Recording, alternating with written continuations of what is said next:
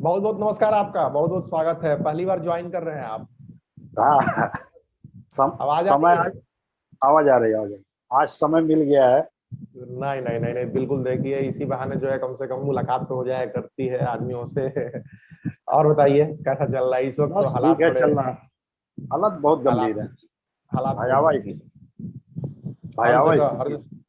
हर जगह की स्थिति बहुत दयनीय है, बहुत दयनीय है। जहां से भी खबरें आ रही हैं वहां मतलब यही है कि बस लोग किसी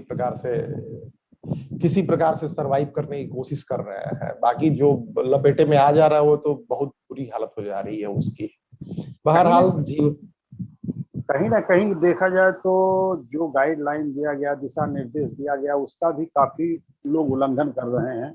इसके वजह से हम्म। भी कुछ समस्याएं बढ़ रही हैं। बिल्कुल बिल्कुल, इसमें कोई दो राय नहीं है। और जब भी समस्या आती है तो कभी भी एक साइड से नहीं आती है।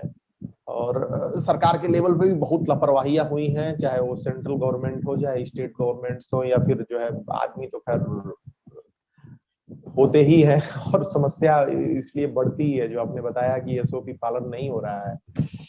चलिए, जीवन है सर। धीरे धीरे ये दौर भी बीत जाएगा। यही मुझे लगता है कि पॉजिटिविटी है इस पूरे क्रियाकलाप की, पूरी उथल पुथल की ये पॉजिटिविटी है।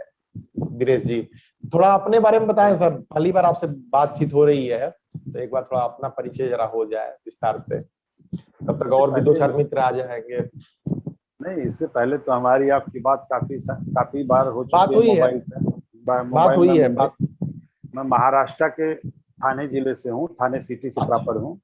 अच्छा अच्छा अ, अच्छा अच्छा। देखिए, के न्यूज है, उसमें सहयोगी तौर पे यहाँ से फोनो और लाइव पे भी रहता हूँ। अच्छा और अच्छा अपना HNI लाइव एक पोर्टल बनाया है, मैंने खुद ने बनाया है। अच्छा अच्छा अच्छा। किसी मित्र के जी द्वारा आप किधर से कोई मिल गए थे हमारे। जी जी तो जी जी। वो सब कहानियां बहुत दूर हैं, लेकिन फिलहाल अभी चल रहा है। और एक अपना एक ENI न्यूज चैनल था बरेली से, अच्छा अच्छा। जिसके संपादक थे करुणानिधि गुप्ता जी। जी। तो उनसे जुड़ा हुआ था, अभी भी जुड़े हैं, ऐसा नहीं है। यही सब चल रहा है, यही हम्म। हमारा परिचय है। उत्तर प्रदेश के रहने वाले हैं, कहाँ गए हैं आजमगढ़ यूपी जिले में? से। अच्छा अच्छा अच्छा, बहुत बात हुई है आपसे। मैं तो खुद भी आजमगढ़ जिला, बलिया का हाँ, मैं हूँ, दिल्ली से मैं पूरनपुर था। काम। हाँ। आजमगढ़ से तो मेरी पढ़ाई भी हुई है, चिल्ड्रन कॉलेज करके है। कहाँ से?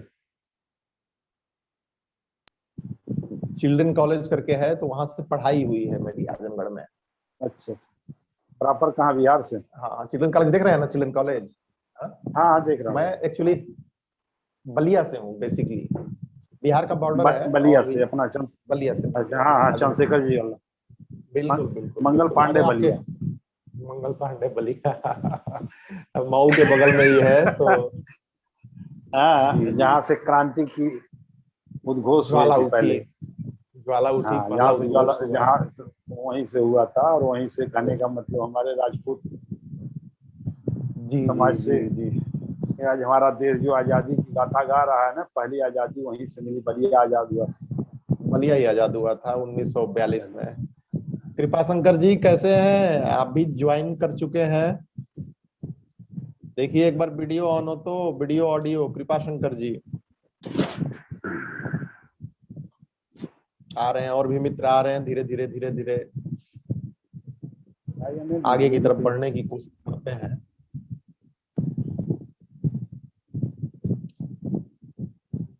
कृपा शंकर जी ठीक है, स्वस्थ हैं आप भाई जी?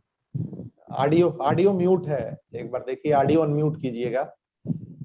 हाँ सर, स्वस्थ हैं। चलिए बहुत अच्छा है। बरकाती जी कैसे हैं आप? ठीक है, स्वस्थ है? जी सर, बहुत बेहतरीन, ऑल द बेस्ट तमाम लोगों को, चल गुड मॉर्निंग। चलिए बहुत अच्छा है, कम से कम स्वस्थ, एक दूसरे की खोज खबर, स्वस्थ स्वास्थ्य के बारे में पता चल जाए, स्वास्थ्य के बारे में। यही मुझे लगता है कि आज के समय की बड़ी अच्छी खबर है। और बाकी तो मांग है। चीजें जो चल रही, इससे बेहतरीन खबर कोई नहीं हो सकती कि जो परिचित है, आपके जो मित्र हैं, वो कम से कम स्वस्थ रहे। इसी वजह से सोचते हैं कि चलो ठीक है, थोड़ा सा रूटीन से आदमी बाहर भी आ जाएगा तो हल्का फुल्का हाल चाल लेगा, तो थोड़ा सा एक उसको लगेगा कि चलो। इसी वजह से मीटिंग कंटिन्यू कर रहे हैं। कई मित्रों ने बोला कि अभी सबकी हालत खराब है, रहने दीजिए। मैंने लगा नहीं, क्रम चलते रहना चाहिए, the show must go on. Show चलते रहना चाहिए, शो बंद नहीं होना चाहिए, ये चीजें चलती रहती हैं, उथल पुथल होती रहती है, कोई ना कोई झंडा लेके चलते रहना चाहिए। कृपा शंकर जी क्या कहते हैं आप? थोड़ा जो है व्यवस्था चलते रहनी चाहिए, व्यवस्था में कहीं रुकावट नहीं होनी चाहिए। हाँ जी सर। चलिए अच्छा है। तो आज जुड़े हुए हैं आपके दिनेश शुक्ला जी, महाराष्ट्र के थाने से जुड़े हुए हैं, आप यूपी के हैं और HNI लाइव करके चलाते हैं अपना पोर्टल। और बाकी इन पुराने लोगों से तो आपने वीडियो देखा होगा, शुक्ला जी तो परिचित ही होंगे, दबंग बिहार स्टार टीवी से आपके बरकाती जी हैं, कृपा शंकर जी हैं आपके तहकीकात न्यूज से गोरखपुर से, और इस तरीके से कारवां चल रहा है, और भी 2-3 मित्र आते हैं तो लेके चलते हैं। तो आज किस विषय पे चर्चा रखी जाए भाई साहब, क्या लगता है आप लोगों को, कौन सा मुद्दा आज रखा जाए जिस पे कुछ विचार विमर्श हो जाए? कोई पहले से कुछ दिमाग में हो तो। शुक्ला जी कुछ बोल रहे हैं? नहीं नहीं नहीं, आप लोग बोलिए, हम सुन रहे हैं। नहीं नहीं चलिए। मैं तो कह रहा हूँ सर जी जी। मैं तो कह रहा हूँ कि आज इस पे चर्चा होना चाहिए कि हाँ कोरोना का सिर्फ हाहाकार है और लोग बीमार है। हाँ हाँ हाँ, ठीक ठीक ठीक ठीक, सही बात है। मतलब ये है कि कोरोना को प्रमोशन इतना कर दिया गया, इतना एडवर्टाइजमेंट कर दिया गया कि आम लोग उस नाम की वजह से, अब सर्दी खांसी जिसको हो रही हो डॉक्टर के पास नहीं जा पा रहा है, तो चोरी हम्म। छुप के जो है झोला छाप डॉक्टर से दवाई ले रहा है, और जिसकी वजह हम्म। से और उसकी परेशानी बढ़ रही है। नहीं नहीं बिल्कुल ये पॉइंट है, और ये मेडिकली जो है ये मुझे लगता है कि बहुत सकारात्मक चीज नहीं है, लेकिन इसका एक और भी लाभ ये हुआ है कि कम से कम शोर मचाने से थोड़ा लोग जागरूक भी हुए हैं भाई साहब, नहीं तो लोग मानने वाले नहीं है। आप देखिए सड़कों पे कभी ना कोई मास्क दिखता था, ना कोई सोशल डिस्टेंसिंग दिखती थी, ना कुछ। तो थोड़ा सा ये है कि भाई शोरगुल मचा है तो कम से कम लोग एक लेवल पे जागरूक तो हुए हैं। तो एक ये सकारात्मक पहलू भी रहा है। बाकी एक दो चीजें और भी ध्यान में आई थी जो आप लोगों के साथ में शेयर करता हूँ कि बहुत सारे बच्चे हैं जो मान लीजिए कि स्कूल कॉलेज फिर से बंद हो गए हैं, 1 साल से वो घर में ही पड़े हुए हैं। हम लोग चूंकि लेखन में पत्रकारिता में जुड़े हुए हैं, तो क्यों ना उनका, कृपा शंकर जी आप सुन पा रहे हैं? कृपा शंकर जी ठीक है, सुनाई दे रहा है कृपा शंकर जी? लग रहा है कि अभी कहीं, अच्छा वो, हाँ ठीक है।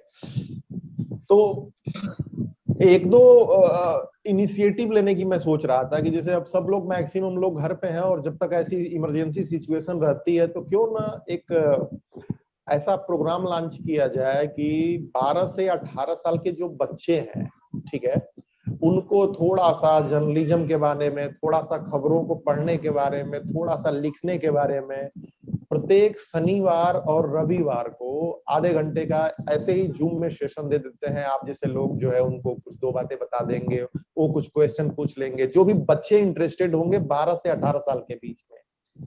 और इसको मैं अलग अलग सब्जेक्ट वाइज डिवाइड कर देता हूँ। हमारे आपके बच्चे जो जानने वाले हैं, परिचित हैं, कुछ फेसबुक से आ जाएंगे, कुछ स्कूल वालों को जानते हैं अगर वो आना चाहे, तो 8 सेशन में, मतलब कि प्रत्येक शनिवार और रविवार को सुबह सुबह एक टाइम रख लेंगे हम लोग, 10 बजे 8 बजे 9 बजे जो भी हो, और उन बच्चों को थोड़ा सा एंगेज करने के लिए, थोड़ा सा पढ़ने लिखने के बारे में बताने के लिए, खासकर पत्रकारिता से, लेखन से संबंधित, चूंकि वही हमारा फील्ड है। कुछ एक दो और रिनोन्ड जो पुराने पत्रकार हैं, वरिष्ठ पत्रकार हैं, उन लोगों को भी आमंत्रित कर लेंगे। तो 8 सेशन चलाते हैं, और 8 सेशन के बाद महीने के लास्ट में एक कंपटीशन टाइप का ऑर्गेनाइज कर लेंगे कि भाई कोरोना पर सकारात्मक किस प्रकार से लेखन किया जाए, किस प्रकार से पॉजिटिव लेखन किया जाए। तो इसके दो फायदे होंगे, एक तो बच्चों में थोड़ा सा एंगेजमेंट भी होगी, बच्चों को थोड़ा सा नॉलेज भी मिलेगी, और थोड़ा सा उनका चेंज भी होगा, कुछ सीखेंगे भी, और एक कंपटीशन का एक उनके मन में एक ये भी रहेगा कि भाई चलो कंपटीशन, एक एक्स्ट्रा करिकुलर एक्टिविटी भी हो जाएगी। मेरे ख्याल से जो मैंने बात बताई वो आप लोग पकड़ पाए हैं। कृपा शंकर जी क्या लगता है आपको? जी सर, जी सर। नहीं सर, कैसा अच्छी रहेगा सोच रही सुझाव है में? इस मामले में। 12 से 18 साल अच्छा के बीच अच्छा में, सुझाव और है एक सर। कम से कम 8 सेशन ले लेते हम लोग तो ये एक दौर भी निकल जाता। और जितने लोगों को हम प्रभावित कर पाए भाई, ये इमरजेंसी की जो सिचुएशन है इसमें कुछ तो कर सकते हैं, तो जो कुछ कर सकते हैं चलो वही किया जाए। ये वाली बात है, ये वाली चीज है। दिनेश शुक्ला जी, आपको क्या लगता है, ये समझ पाए हैं कॉन्सेप्ट जो मैं बोल रहा हूँ? बिल्कुल भाई साहब, आपकी कोई राय इस मामले में? बिल्कुल आप सही चल रहे हैं कि अगर बच्चों को 12 से 18 साल के बच्चों को अगर जागरूक किया जाएगा तो अपने सोसाइटी में, अपने क्षेत्र में, परिसर में लोगों को वो लोग भी जागरूक करेंगे, तो हो सकता है आने वाले समय में इस समस्याओं से छुटकारा भी मिल सकता है। ठीक बात, ठीक बात। मतलब इसका 2-3 मोटिव है मोटा मोटी। एक तो बच्चे घर पे हैं और उनकी ऑनलाइन जो क्लास चल रही है वो तो खैर चली रही है, चलो कोई बात नहीं। तो सैटरडे संडे को कुछ उनको नया सीखने को मिलेगा। घर पे बोर हो रहे हैं तो थोड़ा सा एंगेज होंगे बच्चे। मतलब जो भी 10, 15, 20, 25, 50 बच्चे ऑनलाइन है, ऑनलाइन कोई ऐसी लिमिट है नहीं। अपनी क्वेरी भी वो दूर कर पाएंगे कि भाई क्या चीज है, फेक न्यूज से कैसे पहचाना जाए, कैसे डरा नहीं जाए। और अगर किसी के अंदर लेखन की प्रतिभा होती है तो लेखन की प्रतिभा भी निकल के सामने आएगी विभिन्न जिलों से, विभिन्न जगहों से। और मैक्सिमम जगह के लोग मान लीजिए कि टच में है। अगर वहां के अखबार में अगर वो कोई छपवाना चाहते हैं, पोर्टल में, खासकर न्यूज पोर्टल में अगर कोई अपना आर्टिकल वो बच्चा पब्लिश कराना चाहता है तो पब्लिश भी हो जाएगा उसका आर्टिकल। और यहाँ वो पूछ सकता है, एक कनेक्टिविटी में आ सकता है उन लोगों के साथ। तो ये 2-3 मोटे तौर पे ये मोटिव है। आप लोग इस बारे में क्या सोचते हैं? बरकाती जी, आप पकड़ पाए हैं? बरकाती जी, आप पकड़ पाए हैं इस मामले में?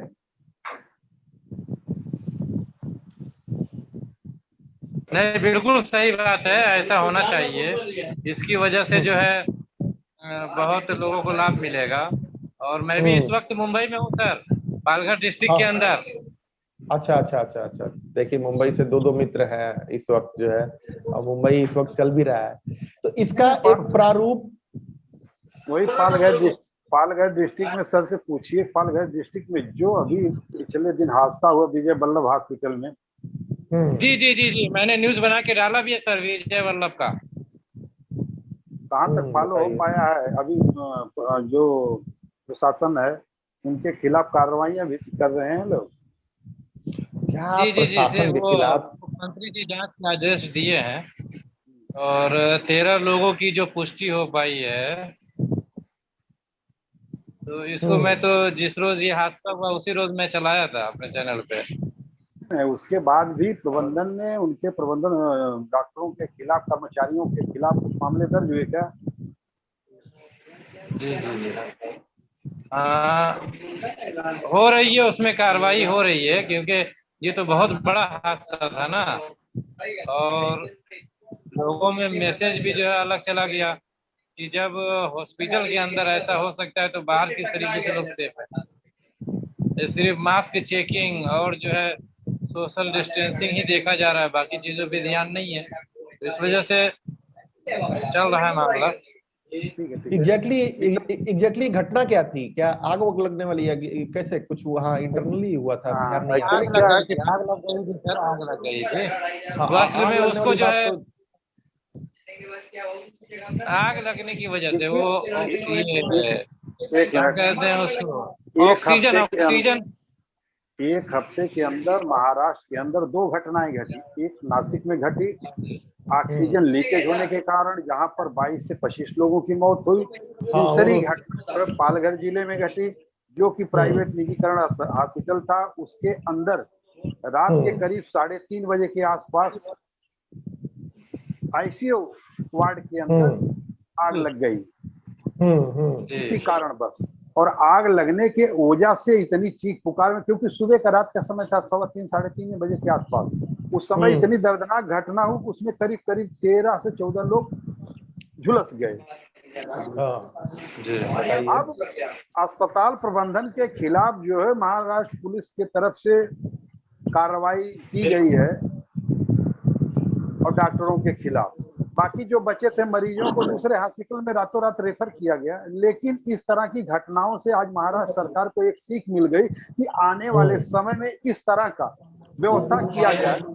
और इसी को देखते हुए विद्युत विभाग भी, देखिए हमारे थाने शहर में महानगर पालिका के आयुक्त ने विद्युत विभाग, ऑक्सीजन विभाग, डॉक्टर की, जितने लोगों तो वहां पर नियुक्तियां कर गए कि इस तरह की घटनाएं पुनः ना हो। ये तो महाराष्ट्र की बात हो गई। रह गई बात, आप चर्चा की तरफ चलें तो मेरा ख्याल से थोड़ा सा अच्छा रहेगा। नहीं नहीं ठीक है, बीच बीच में कभी कभी भाई जो करंट अफेयर वाली चीजें हैं वो कम से कम दिमाग में रहती हैं। तो देखिए उसका हेलो। एक पॉजिटिव इनिशिएटिव एक यही समझ में आ रहा है मुझे कि अगर इस तरह का हम लोग शुरू, हाँ कुछ बोल रहे हैं आप कृपाशंकर जी? अच्छा कहें। हाँ सर, दरअसल एक कहना चाह रहे थे हम जी कि काफी वरिष्ठ भाई साहब लोग बैठे हुए हैं, तो क्या इस समय जो कोरोना के हालात हो गए हैं जिससे पूरा अपना हिंदुस्तान जूझ रहा है, तो क्या उसमें कहीं ऐसा नहीं दिख रहा है कि हमारी मीडिया भी उसका कुछ ना कुछ, मतलब उस दहशत फैलाने में हमारी मीडिया का भी काफी हद तक रोल है? नहीं, अगर इसको दहशत कुछ नहीं इस बोला जा तरीके की, सकता। जी, इसको महामारी दहशत नहीं बोला दहशत। जाता। एक मिनट, मीडिया के आपको भाई साहब ये पता होगा कि हमारे मीडिया के कितने पत्रकार बंधु उसके शिकार हो गए। यही खबरें करते करते हमारे पत्रकार बंधु कितने शिकार हो गए कोरोना के। तो क्या ये मीडिया फैला रही है? अरे नहीं, इससे डरिए। यहाँ आप देखिए, इटली देखिए, जापान देखिए, फ्रांस देखिए, और भी देशों में आप देखिए, नजर डालिए, देखिए क्या स्थिति है। हाँ, मीडिया का थोड़ा सा गलत एक मेरा मेरा मानना है जहां तक व्यक्तिगत, कि कुछ ऐसी चीजें हैं जैसे शमशान भूमि, उसको नहीं दिखाना चाहिए। उससे क्या हो, लोग विचलित होते हैं। ये मेरा व्यक्तिगत मानना है। बाकी जो चीजें दिखाई जा रही है जमीनी स्तर पर उतर करके देखिए, तो मेरा जहां तक मानना है कि सही अब रह गया, उसको तोड़ मरोड़ कर परसा जा रहा हो, एक अलग बात है। नहीं सर, उसमें हमारे कहने का आशा ऐसा नहीं था कि मतलब कि हम अपने मीडिया बंधुओं की जो खबरें हैं उस पर मैं टीका टिप्पणी कर रहा हूँ। मेरे कहने का मतलब है कि कोई भी खबर चलाने में नजरिया होता है, एक पॉजिटिव नजरिया होता है, एक निगेटिव नजरिया होता है। तो खबर का हमारे उद्देश्य भी ऐसा होना चाहिए कि उस खबर से हमारे जो दर्शक हैं उनके ऊपर पॉजिटिव इफेक्ट पड़े। यहाँ देखने में यह आ रहा है सर कि जैसे कि काफी लोग भयभीत हो रहे हैं। उस भयभीत हाँ, होने मैं के कारण तमाम केसेस पे आपको समझाने की आवश्यकता नहीं पड़ेगी, आप तो खुद ही इस संबंध में काफी आपने गहन अध्ययन किया होगा। लोगों के, जिन लोगों की मृत्यु हुई है, आपके जान पहचान के जितने भी लोग हैं, यदि जिनकी मृत्यु हुई है, तो उस पर आप देखेंगे कि अधिकांशतः लोग भय के कारण मृत्यु हो गई, उनकी भयभीत होने के कारण। तो अच्छा रहेगा कि ऐसी खबरें न चलाई जाएं जिनसे उनको ऐसा लगे कि हाँ हमारे पास व्यवस्था नहीं है, या ये बहुत बड़ी बीमारी है जिससे कि हम छूट नहीं सकते, इसका कोई निराकरण नहीं है, इस टाइप के, मतलब कि उनको ऐसा न महसूस हो। मेरे कहने का आशय था। इसमें आपके एक्चुअली, कहने आपके इसमें मैं कहने का मैं आशय बिल्कुल स्पष्ट है, मेरा जहां तक मानना है। लेकिन जब ब्रॉडकास्ट वो लोग कर रहे हैं, बड़े बड़े चैनल जिस तरह दिखा रहे हैं, उसके पीछे सोशल मीडिया भी कहीं न कहीं बहुत बड़ा हाथ है, कि कहने मतलब लोगों के अंदर भय पैदा करने का। देखिए रीजन इसके दो तीन पक्ष हैं, बड़े स्पष्ट पक्ष हैं, और हर सिक्के के जैसे कि दो पहलू होते हैं, इसके भी, इस क्वाइन के भी दो साइड हैं। और उसमें ये है, कृपा शंकर जी आवाज आ रही है आपको? जी सुन रहा हूँ सर। अच्छा ठीक है ठीक है। पिक्चर स्टिल हो गई थी तो इसी वजह से मुझे लगा कहीं डिस्कनेक्शन ना हो गया हो। तो देखिए दो जो पहलू की मैंने बात कर रहा हूँ, अब हमारा यहाँ डेमोक्रेसी है, प्रशासन है। अगर मीडिया शोर नहीं मचाएगा तो आप यकीन मानिए कृपा शंकर जी, ये सब कान पे हाथ रख के, रुई डाल के, तेल डाल के, ये सारे अधिकारी, पूरा प्रशासन सोया रहेगा जैसे कि साल भर तक ये सोया था। ये तो एक पक्ष हो गया कि मीडिया के शोर मचाने से ही, सोशल मीडिया पे जब ये ट्विटर आ रहे हैं, अस्पताल बेचारे ट्वीट कर रहे हैं, खुद भी बहुत सारी वीडियोस वायरल हो रही हैं, तब थोड़ा जाके प्रशासन पे दबाव पड़ रहा है। नहीं तो ये प्रशासन जो है एक साल तक ये सोया रहा है। हम लोगों के टैक्स से जो इनको पैसे मिले हैं, इसका सिर्फ और सिर्फ दुरुपयोग किया है प्रशासन ने, अदरवाइज ये स्थिति इतनी बिगड़ी नहीं होती। तो एक पक्ष तो ये हो गया। दूसरा पक्ष जरूर आपका है कि थोड़ा सा सेंसिटिविटी उसकी लाई जानी चाहिए, लेकिन उसमें जो मेन स्ट्रीम मीडिया है, हम लोग हैं जो बात करते हैं, वो सपोज करिए कि कुछ तो डिसिप्लिन में रहते हैं और सही काम करते हैं। लेकिन अभी इतना ये डाइवर्सिफाई है, इतना ये फैल चुका है कि सोशल मीडिया है, कोई भी वीडियो रिकॉर्ड करके अपना सपोज करो कि वायरल कर दे रहा है, व्हाट्सएप ग्रुप्स है। तो इन सब चीजों को कैसे नियंत्रित किया जाएगा? तो मेन स्ट्रीम मीडिया वाले, मुझे लगता है कि गाइडलाइन का पालन जरूर कर रहे हैं। और जहां तक वो कुछ कुछ बातें हैं वो भी बहुत जरूरी है कुरेदनी, क्योंकि अगर वो कुरेदेंगे नहीं तो प्रशासन के लोग भाई साहब, नेता बिल्कुल आराम से कहेंगे कि 2 थप्पड़ लगाऊंगा। अभी एक वीडियो वायरल हो रहा था वहां का, आप देखिए तो, मध्य प्रदेश का, कि ऑक्सीजन से किसी की जी मृत्यु हो रही थी और मिनिस्टर प्रहलाद पटेल बोल रहे थे कि 2 थप्पड़ मार दूंगा तुम बोलोगे तो आवाज तो डेमोक्रेसी में वैसे ही लोगों की दबाने की कोशिश की जा रही है। ये मीडिया है जिसकी वजह से थोड़ा तस्वीरें सामने आ रही हैं। अभी भी आंकड़ा जो ऑफिशियल है, जो अनऑफिशियल है, उसमें बहुत अंतर हो सकता है। और शमशान, जो आपने बताई बात दिनेश जी की, शमशान घाट वगैरह की तस्वीरों से थोड़ा सा जरूर बचना चाहिए। और मेन स्ट्रीम के मीडिया के लोग, मुझे लगता है कि इतना ज्यादा असंवेदनशीलता नहीं कर रहे हैं। अब कुछ एक अति उत्साह में हो रही हैं चीजें, लेकिन मुझे लगता है व्यक्तिगत रूप से कि इतनी बड़ी महामारी में मीडिया 80% 90% बहुत सकारात्मक भूमिका निभा रहा है। थोड़ा बहुत जरूर उसके साइड इफेक्ट हो रहे हैं। कृपा शंकर जी। मैं एक घटना सर शेयर करना चाहूंगा। मैं गोरखपुर के ग्रामीण क्षेत्र से बिलोंग करता हूँ। वहां पर ग्राम सभा का चुनाव हो रहा था, 15 तारीख को वोटिंग होने वाली थी। तो वोटिंग के पहले सर, प्रत्याशियों में से 2 प्रत्याशी और एक ग्रामीण, ये कोरोना से संक्रमित होते हैं हमारे यहाँ। तीनों संक्रमित होते हैं, एक जैसे लक्षण तीनों में दिखाई देते हैं, जिसमें से 2 थोड़ा धनाढ़ किस्म के व्यक्ति थे और जिनके पास पैसा था, वो लोग जाकर के हॉस्पिटल में भर्ती हो जाते हैं। जबकि तीसरा व्यक्ति थोड़ा सा मन से स्ट्रांग था, वो सोचा कि मैं घर पर ही रह करके इसका दवा करा लूंगा, वो क्वारंटाइन घर पर हो गया। नतीजा क्या निकलता है कि वहां पर अगल बगल के बेडों पर मरने वाले लोगों की संख्या अधिक होने के कारण वह जो दोनों पेशेंट हॉस्पिटल में गए थे, आज के डेट में दोनों की मृत्यु हो गई। और जो व्यक्ति घर पर रह करके क्वारंटाइन होकर के काढ़ा और ये सब चीजें पी रहा था, आज के डेट में वो बचा हुआ है। इस पर क्या कहेंगे आप? नहीं, ये देखिए, मैंने 10% की जो बात आप, दोनों पक्षों को इसको बहुत बारीकी से हमें देखना होगा कृपा शंकर जी। और सही बात है, देखिए डर तो है, इसमें कोई समस्या नहीं है, लेकिन आप ये देखिए कि केवल डर नहीं है, एक्चुअलिटी भी है। कोरोना महामारी एक्चुअल में बहुत डेंजरस है, और जिनको हो जा रही है, अब उसमें अलग अलग स्टेजेस हो रही हैं। अब यही घटना मैं आपको बताऊं कि आपने ये घटना बताई, अब हमारे यहाँ भी, मेरी एक ससुराल है यहीं पे बलिया में ही एक गांव में, और उनके पड़ोसी वो 8-10 दिन तक वो घर में ही बैठ के वो इलाज कराते रहे, केस बिगड़ गई, अंततः हॉस्पिटल ले जाने की कोशिश की और उनकी भी हालत खराब हो गई। तो हर तरह के एग्जाम्पल मिलेंगे आपको मार्केट में कृपा शंकर जी। डिपेंड करता है कि किस सिचुएशन में आप कौन सी प्रिकॉशंस लेते हैं, क्या लेते हैं। और वो केवल डर की बात नहीं है, कई लोगों की इम्यूनिटी कमजोर भी है। और देखिए डर तो है, और जब एक्चुअल सामने जब कोई जहरीला सांप है तो उस, और डर होना भी चाहिए एक्चुअली, इसमें कोई समस्या नहीं है, क्योंकि डरना जरूरी है। हाँ, डर के आगे हम कैसे बढ़ते हैं, किस तरीके से बढ़ते हैं, बिना व्यवस्था के हम नहीं चल पाएंगे। अगर आदमी डरेंगे नहीं, तो आप ये भी तो देखिए कि पंचायत का चुनाव हो रहा है, अभी तो बलिया में चुनाव है, कल 26 तारीख को है, और यहाँ पे पूरे यूपी में चुनाव हो रहा है, पश्चिम बंगाल में चुनाव हुआ। आपने देखा कि कितना ड्रामा हुआ, कितनी बड़ी, सपोज कीजिए कि दुनिया के सामने हमारा मजाक उड़ाया गया।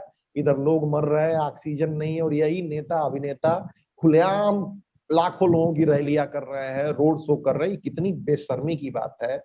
पंचायत चुनाव भी स्थगित हो जाना चाहिए था। लोग झुंड बना के गांव में कर रहे हैं लोग। अब देखिए अब गांव में कितना बड़ा ये रोग फैलेगा। तो डर का देखिए, जब डर की सिचुएशन है कृपा शंकर जी, तो ये एक्चुअल है, ये आप इसको झुटला नहीं सकते। देखिए इसमें 2 बातें हैं। हाँ, या तो कोरोना से लोग डर रहे हैं, या नेताओं से कोरोना डर रहा है।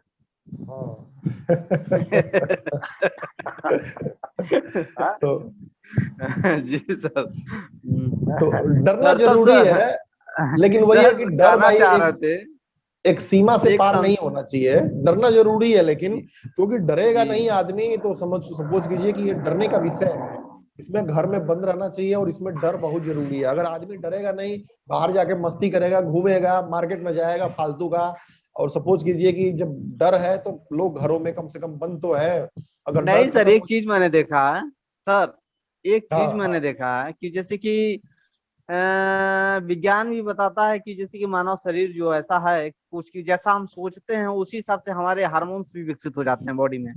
यदि हम डरते हैं तो अधिकांश केसेज में हाँ, यदि हम डरते हैं तो मान लीजिए एकाएक अगर कोरोना से अगर हम भयभीत होने लगे तो एकाएक हमारे मन में ऐसा होगा कि हमारा भी गला सूख रहा है, हल्की हल्की खांसियां आनी शुरू हो रही हैं, सीने में जकड़न बढ़ गई है और हल्का हल्का फीवर भी हमको महसूस हो रहा है, थकान भी महसूस होने लगेगी ऑटोमेटिकली, क्योंकि हमारे हार्मोन्स उस हिसाब से चेंजिंग अपने आप को करने लगेंगे। तो बेटर है कि हम उसको पॉजिटिव थिंकिंग रखें कि नहीं ऐसा नहीं हो सकता, हमारे बॉडी को इफेक्टिव नहीं डाल सकती, लेकिन WHO का गाइडलाइन जो है उसको हमको फॉलो करते रहें। ऐसा नहीं कि हम एकदम निश्चिंत हो जाएं, उसको फॉलो करते हुए मन को उस हिसाब से बना लें कि हाँ हमें इस हिसाब से रहना, ये मेरे ऊपर प्रभावकारी नहीं हो सकता। तात्पर्य ये है कि भाई देखिए, डर हावी नहीं होना चाहिए और ऐसा नहीं होना चाहिए कि आदमी पागलपन की स्थिति में पहुंच जाए। थोड़ा सा जो अभी बातचीत हो रही थी कि भाई लाश वाश दिखाई जा रही थी और बहुत सारे शमशान घाट की दूसरी जगह कई विचलित करने वाली चीजें आती है और दिमाग पे असर डालती हैं, और मुझे लगता है कि इससे बचना चाहिए जो भी मीडिया वाले हैं। लेकिन अब इतना ज्यादा ये डाइवर्सिफाई हो गई है चीजें कृपाशंकर भाई की, आप किसको किसको रोकेंगे? हर आदमी के हाथ में मोबाइल है, every person is a journalist, और बंदा रिकॉर्ड करता है, जहां देखता है वहीं रिकॉर्ड करता है और वो 2 मिनट के अंदर वो सर्कुलेट करना स्टार्ट हो जाता है वो चीज। तो आप कैसे करेंगे उस चीज को लेके? बहरहाल सही है, ये सार्थक दिशा है जो आप बता रहे हैं, डर से बचना भी जरूरी है, लेकिन ये है कि मीडिया का रोल बहुत इंपॉर्टेंट है। हर खबर को अगर वो और नहीं सामने लाती है तो प्रशासन जो है उस पर जरा भी एक्शन नहीं लेगा। और सलूट है बहुत सारे मित्रों को जो इस चीज को कवर करते हुए अपनी जान भी गंवा चुके हैं। कई सारे पत्रकार मित्र हैं, उन सभी को श्रद्धांजलि भी हम लोगों की तरफ से दी जानी चाहिए, लगातार दी जानी चाहिए। अभी भी बहुत पत्रकार मित्र ग्राउंड पे, हॉस्पिटल में, दूसरी जगहों पे काम कर रहे हैं, क्योंकि वो नहीं करेंगे, खबर नहीं आएगी तो अस्पताल प्रशासन ये सब जो है ये सोए रहेंगे व्यवस्था में। कोई बाहरी खबर नहीं आएगी, आप कैसे क्या आप कह देंगे? कोई बात ही बाहर नहीं आएगी, तो जारी रखनी चाहिए जो भी मित्र इस चीज को कर रहे हैं खबर। देखिए मिथिलेश जी, जी जी, पत्रकार बंधु जो जीरो लेवल पे हैं, पत्रकारिता कर रहे हैं, केवल क्वारंटाइन सेंटर के बाहर ही इनको रखा जा रहा है। अंदर की खबरें कहाँ इनके पास आ रही? वो भी सोर्सेस से, किसी सोर्स से अगर मिल गई तो ठीक है, नहीं तो ये तो बाहर ही बेचारे रहे, वहीं से चिल्ला रहे हैं। इसलिए आज जो लोगों को ऑक्सीजन मुहैया हो रहा है, जो लोगों को बिस्तर मिल रहा है, जो नए क्वारंटाइन सेंटर बन रहे हैं, ये पत्रकारों की ही देन है कि जिसके वजह से प्रशासन जाग रहा है कहीं ना कहीं। नहीं तो प्रशासन एकदम बिल्कुल निद्रा में है, निद्रा में और था। जितने अधिकारी और अभी भी नहीं, उसके पीछे का रीजन क्या है? क्योंकि वो भी जो प्रशासन के अंदर अधिकारी कर्मचारी, वो भी कहीं ना कहीं एक इंसान है। एक खबर हमको उमरिया से आई थी, उमरिया से खबर आई थी मिथिलेश जी, कि उसमें वो पुलिस निरीक्षक थे और शाम को 8 बजे अपने घर पे आते हैं, उनकी तबीयत खराब होती है। तबीयत खराब होने के बाद उनकी अकस्मात मृत्यु होती है। उनके बेटे ने पुलिस प्रशासन के सीनियर को फोन किया, 4 घंटे तक पुलिस प्रशासन के लोग अपने मुहकमे को देखने तक के लिए नहीं आए, जिसका हमारे पास एक फाइट भी है।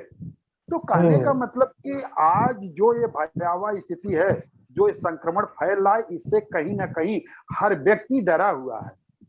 सही बात है, सही बात है। इसलिए कहीं ना कहीं समस्याएं उत्पन्न हो रही, लेकिन चूंकि वो नौकरी कर रहे हैं, जुड़े हुए हैं, संबंधित अधिकारियों की बात कर रहा हूं, तो उनके सामने परिस्थिति एक अपने आला अफसरों से डर करके, मीडिया के डर से कहीं ना कहीं आज फील्ड पे खड़े हैं। खड़े मजबूरी है भाई। अब उसकी भी एक्चुअली इन लोगों का भी जो निचले स्तर के जो एग्जीक्यूट करते हैं अधिकारी या हो गए या कर्मी हो गए, प्रशासनिक कर्मी हो गए, इन लोगों का बहुत विशेष दोष नहीं है। दोष है जो नीति बनाने वाले लोग बैठे हैं।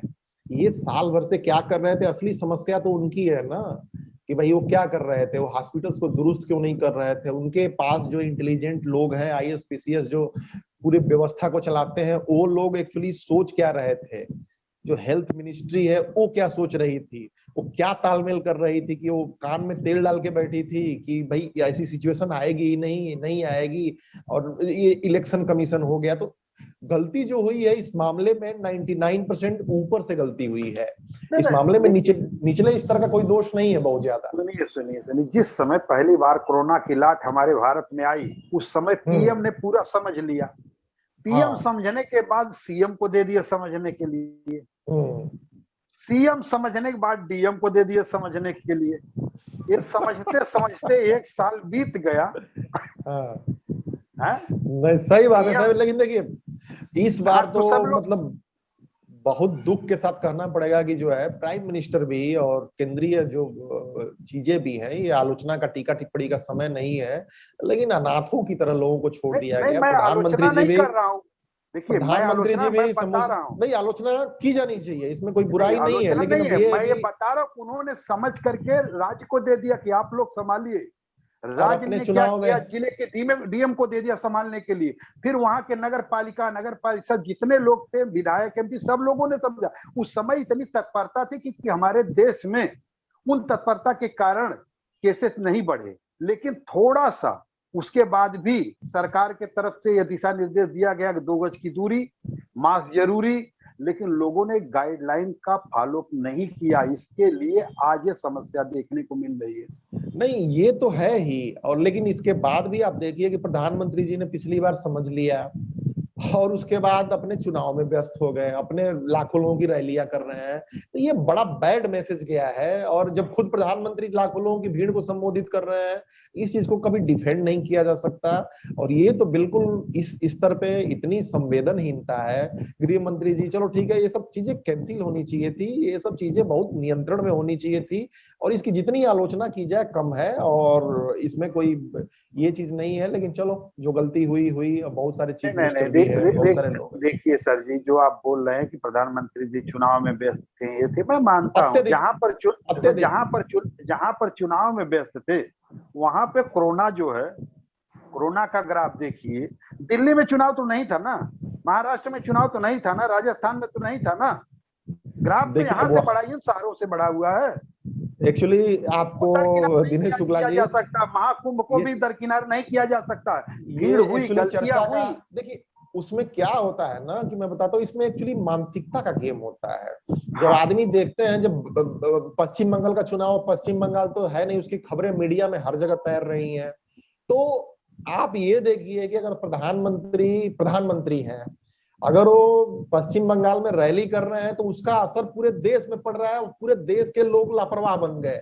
इसमें तो आप दो राय ही मत मानिए कि चलो नहीं यार ये नहीं, सब हो रहा है। मेरा वो मानना आपका कहना सही, लेकिन मेरी बात है, मेरी सोच क्या है कि प्रधानमंत्री जी वहां पर रैली करते की बात है। आपने बोला एक सिक्के के दो पहलू, एक पक्ष एक विपक्ष। तो कहने का मतलब ये राजनीतिकरण के हमारे देश के नागरिक शिकार हो रहे हैं, मेरा कहना ये है। फैक्ट है, फैक्ट है। देखिए चलिए, खैर अब कम से कम स्थिति सुधरे, और भाई पॉजिटिव सकारात्मक रूप से हम लोग ले। बहुत बुरी स्थिति हुई है, और पूरे मतलब सपोज कीजिए कि विदेशों में भी चाइना जैसे देश, पाकिस्तान जैसे देश हम पे हंस रहे हैं, सिंपैथी जताने की कोशिश कर रहे हैं। वो सिंपैथी हम पर हास्य ही है एक तरह से। तो पूरा पूरा सिस्टम खैर बिखरा हुआ है, लेकिन चलिए जो भी इसमें बन जाए, जो भी इसमें चीजें हो जाए, मीडिया के मित्र हमारे बहुत सारे मेहनत कर रहे हैं, और इसको हम लोग अपने लेवल पे वही इसको जारी करते हैं, और आप लोगों के सहयोग की जरूरत पड़ेगी। इसका मैं विस्तृत डिटेल में उसमें डालने की कोशिश करता हूं, जो ग्रुप है।